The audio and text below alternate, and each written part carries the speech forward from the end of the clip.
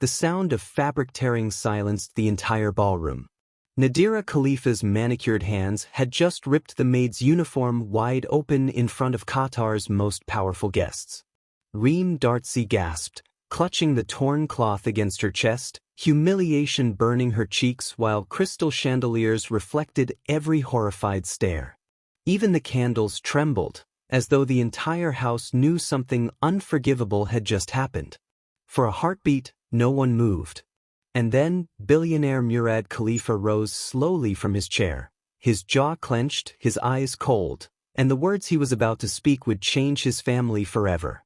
But how did it all come to this?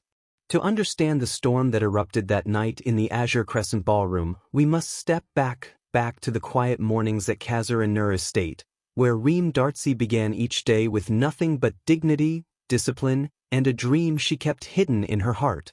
Reem was 26, raised in the crowded lanes of Al Hadiya Quarter, where balconies leaned close enough for neighbors to share both food and gossip. She lived with her aunt above a spice shop, studied commerce by lamplight, and worked jobs most nights just to pay medical bills. When she was hired to serve at the Khalifa household, she knew it was more than employment. It was a stepping stone to the life she hoped to build. The estate itself was a palace, walls of ivory stone, fountains that sang under the desert sun, and crystal chandeliers that bathed everything in gold. Reem moved through its marble corridors like a shadow, her gray uniform crisp, her presence quiet but unmistakably graceful. Every task, from arranging lilies in the atrium to polishing silver trays, was performed with care. But in houses built on pride and perfection, tension brews like a storm behind clear skies. And in this house, it started the moment Nadira Khalifa, the billionaire's glamorous wife, noticed something she could never unsee: the way her husband's eyes lingered on the maid who carried herself with more dignity than most guests at their table. Reem had been in the Khalifa household for only 8 months, yet in that short time, her quiet dignity had unsettled the delicate balance of the estate. Murad Khalifa, a man whose name was whispered across stock markets from Doha to Dubai, was the patriarch. Mid-40s, tall, deliberate, with eyes that rarely betrayed more than calculation. He had built Khalifa Holdings into an empire that controlled shipping ports, energy corridors, and tech startups. His voice could steady markets or shake them.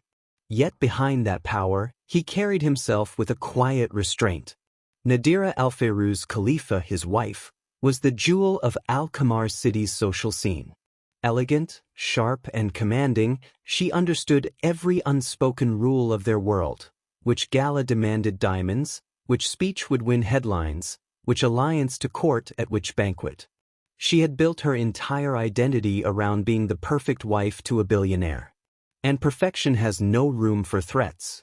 The third soul in the house was Yasmin, Murad's 12-year-old daughter from his first marriage.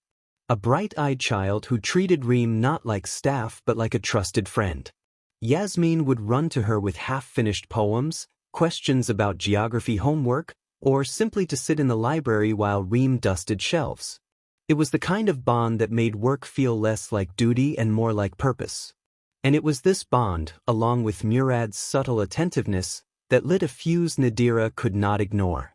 From the very beginning, Murad's conversations with Reem had been different. He did not speak to her as though she were invisible. He asked what she thought of the sculptures in the foyer, the architecture of the new towers on the Safina promenade, even her opinions on the books stacked in his study. It wasn't flirtation, at least not openly. But it was dangerous nonetheless. For in Nadira's eyes, attention was possession. And possession was hers alone. So she sharpened her weapons. The flowers are wrong. Too crowded. Try again. This silver is still dull. Polish it once more. Your uniform looks wrinkled. Unacceptable. Each criticism was wrapped in a smile that never reached her eyes. The other staff saw it. Mama Bari, the cook who had served the Khalifas for 15 years, would sigh when Nadira's voice carried sharp through the halls. Qasim, the groundskeeper, would offer Reem quiet words of encouragement. Even young Yasmin sensed the cruelty, though she could not yet name it. Reem endured it all with bowed head and steady hands. She had learned long ago that in the world of wealth, silence was often the only shield the powerless possessed. But silence cannot stop a storm forever. The night of the dinner party. Late September. The Khalifas were hosting one of the most important dinners of the season. The azure crescent ballroom shimmered like a page torn from a magazine. 12 glowing lanterns hung above a mahogany table set with crystal glasses, orchids from Jumana Heights, and gold-rimmed plates. Guests flowed in, names pulled straight from the business journals. Dr. Ghassan Mir, Huda Al-Mansour, Rafi Barakat. Reem worked for hours to ensure perfection. She pressed linen napkins into flawless squares, polished silver until it gleamed, and arranged every orchid stem to Nadira's impossible standard. Her uniform was spotless, her hair pinned neatly, her steps practiced until she moved like music through the hall. Dinner began. Conversations swirled about stock portfolios, energy corridors, and art auctions. Reem served with precision, filling glasses before they emptied, clearing plates with silent grace. Everything was flawless, until Nadira decided perfection wasn't enough. And this is where the story circles back to where we began. Return to the tier. Dessert plates were being cleared. Guests laughed, voices echoing under the chandeliers. Reem leaned forward to lift a crystal dish. When Nadira's voice cut through the air like a blade. Reem, come here. The room froze. Every fork stopped midair. Every eye turned. Reem stepped forward, heart pounding. She had done nothing wrong. Yet the look on Nadira's face filled her stomach with dread. Ladies and gentlemen, Nadira announced with a bright, poisonous smile. Tonight you will witness what happens when staff forget their place. Before Reem could breathe, Nadira's manicured hand shot out. She seized the collar of the maid's uniform, cotton sturdy enough for years of labor, and with deliberate slowness, ripped it open. The tearing echoed like thunder across the ballroom. Gasps burst from the table. Reem stumbled back, clutching the edges to her chest, exposed, humiliated, trembling under the gaze of Qatar's elite. And then, Murad Khalifa rose. The ballroom had gone still. Guests who commanded empires now sat frozen, watching a housemaid clutch at a torn uniform as though holding together her very dignity. The sound of the rip still rang in every ear, a violation too sharp to ignore. At the head of the table, Murad Khalifa rose. His chair scraped the marble floor with a sound like a blade drawn from its sheath. His tall frame loomed, his presence pulling the attention of every soul in the room. Nadira! The single word fell like judgment. Nadira's triumphant expression wavered. She had expected obedience, or at least silence. But the look in her husband's eyes was something she had not seen before, a steel that cut through pretense. Reem stood trembling, clutching the jacket Murad had just slipped from his shoulders onto hers. It was tailored silk worth more than 3 months of her salary, but in that moment, it felt like armor. Murad's voice carried through the ballroom, quiet but undeniable. What you have just done is unforgivable. A collective breath rippled among the guests. Huda al-Mansour's hand flew to her pearls. Rafi Barakat shifted in his seat, glancing at the exits. Dr. Ghassan Mir stared at his untouched glass of wine as though it could offer answers. Nadira forced a brittle laugh. You don't understand. She's been... Murad cut her off, his tone sharper than any blade. No, you don't understand. Reem Darzi is not just a servant in this house. She is a human being. And in this house, every human being deserves respect. Gasps murmured through the room. Some guests nodded quietly, ashamed they had stayed silent. Others avoided Murad's eyes, unwilling to be part of a reckoning that was fast becoming legend. Nadira's face flushed crimson. You're humiliating me in front of everyone for a maid? Murad's eyes darkened. The only person humiliated here tonight is Reem, and the one responsible is you. The silence that followed was crushing. Even the flames in the lanterns seemed to hesitate, unwilling to move in such a charged moment. From the doorway, A small voice broke through the tension. Mama hurt Reem. Every head turned. Yasmin Khalifa stood frozen, her eyes wide, her voice trembling but clear enough to echo. She stepped into the room, her gaze darting from her mother to Reem, then to her father. She helps me with my poetry, Yasmin said, her words slicing through the air, and with math when I can't get it right. She makes me hot chocolate when I'm sad. She never yells. She never hurts anyone. Why would you hurt her? The testimony of a child landed harder than any accusation from an adult. Nadira's composure cracked. She opened her mouth, searching for words, but none came. Murad placed a hand on Yasmin's shoulder, then turned back to his guests. Ladies and gentlemen, I must apologize for this disgraceful interruption. My wife has lost herself tonight. But before we end this evening, you should know who you've just witnessed stand here in humiliation. Reem's heart hammered. She wanted to disappear, but Murad's gaze held her in place like an anchor. Reem Darzi worked 2 jobs to pay for her aunt's medical care, Murad continued. She studied by candlelight in the lanes of Al-Hadiya, and still earned admission into the Al-Qamar Institute of Commerce. She speaks 3 languages fluently. In 8 months, she has shown more grace, intelligence, and strength than many who sit at this table in gowns and suits. A heavy silence followed. Some guests shifted uncomfortably. Others bowed their heads. Dr. Ghassan Mir stood slowly. Murad, I think I speak for many of us when I say, this young woman showed more dignity tonight than most of us could under such cruelty. If she ever needs a reference, she has mine. One by one, the guests began to rise. Huda al-Mansour squeezed Reem's hand, murmuring something about opportunity.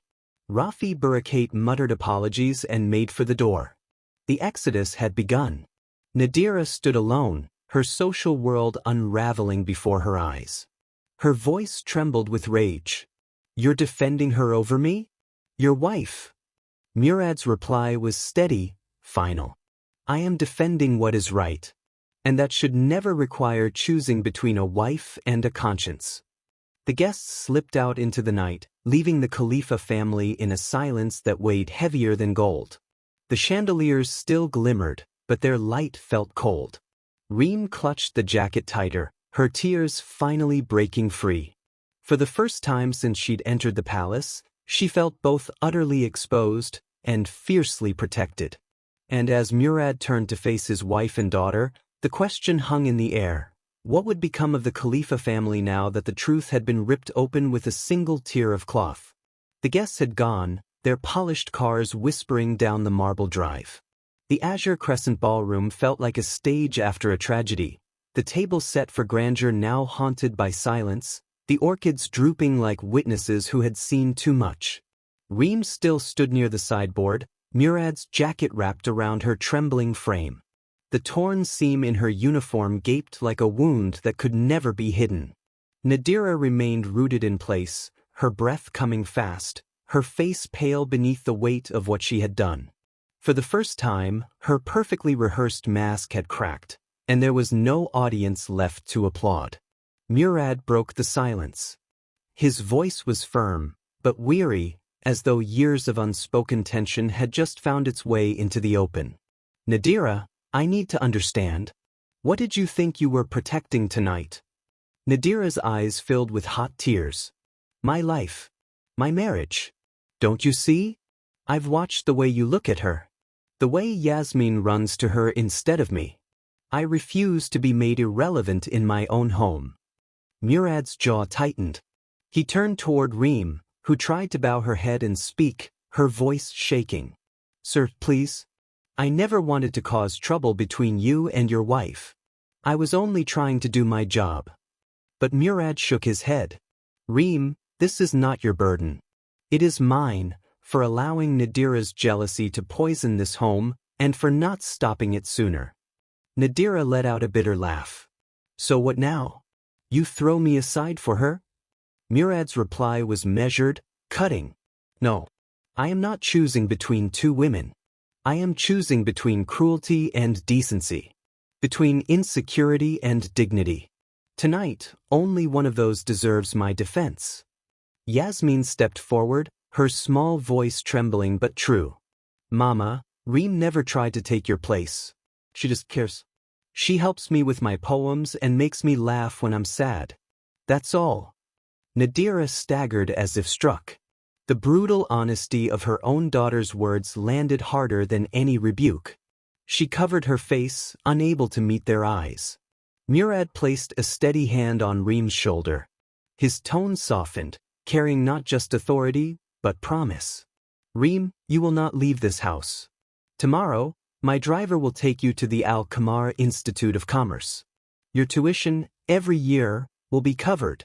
And when you graduate, there will be a position waiting for you in Khalifa Holdings.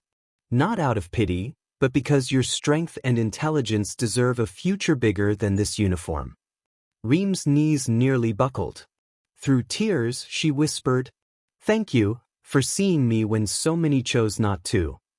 Yasmin darted forward and wrapped her arms around Reem's waist. "Don't leave us, Reem. We need you here." Murad's voice deepened with finality. "She won't. Not while I have breath in me to defend her dignity." 6 months later, the wind over Qamar Institute carried banners of celebration. Students in caps and gowns crossed the stage, their futures echoing in every cheer.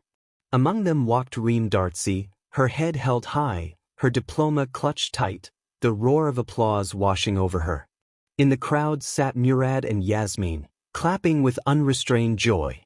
And beside them, quieter but present, was Nadira. Counseling and reflection had begun to chip away at her pride, forcing her to rebuild bridges she had once burned. When Reem found them after the ceremony, Yasmin leapt into her arms, her cap sliding askew. Murad handed her a slim leather folder, a contract. "Analyst, markets and compliance," he said with a proud smile. "Your first step at Khalifa Holdings." Reem's eyes brimmed. "I never thought my life could change so completely." Murad looked at her steadily.